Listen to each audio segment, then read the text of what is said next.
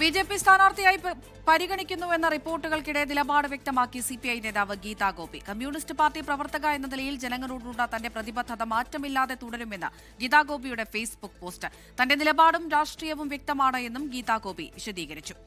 ശ്രീജിത്ത് ശ്രീകുമാരൻ തൃശൂരിൽ നിന്ന് വിവരങ്ങൾ നൽകാനായി ചേരുന്നുണ്ട്. ശ്രീജിത്ത്, ഗീത ഉൾപ്പെടെ നിരവധി ആളുകളുടെ പേരുകളാണ് ബി.ജെ.പിക്ക് മുന്നിലുള്ളത്. ഇപ്പോൾ എന്താണ് ഫേസ്ബുക്ക് പോസ്റ്റിലൂടെ ഇവർ വിശദീകരിക്കുന്നത്?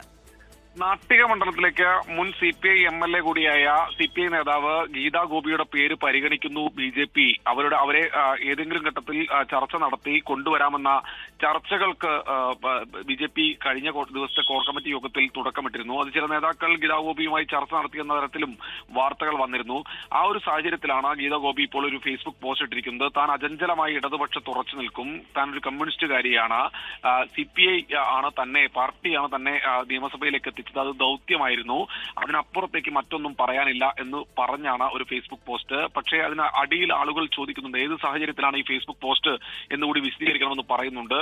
അതായത് കാരണങ്ങളൊന്നും തന്നെ പറയാതെ ഈ വാർത്തകൾ പുറത്തു വന്നതിന് തൊട്ടു പിന്നാലെ ഇത്തരത്തിൽ ഗീതാ ഗോപി ഫേസ്ബുക്ക് പോസ്റ്റ് ഇട്ടിരിക്കുകയാണ്. അവരുടെ പ്രതികരണം ലഭ്യമാക്കാനും നമ്മൾ ശ്രമിക്കുന്നുണ്ട്. അമൃത, ലോകത്തെവിടെയായാലും ഏത് സമയത്തും 24 വാർത്തകളും ഓഗ്മെന്റഡ് റിയാലിറ്റി പാക്കേജുകളും എക്സ്പ്ലെയിനറുകളും വിശദമായി കാണാൻ ഞങ്ങളുടെ യൂട്യൂബ് ചാനൽ നിങ്ങൾക്ക് സബ്സ്ക്രൈബ് ചെയ്യാം.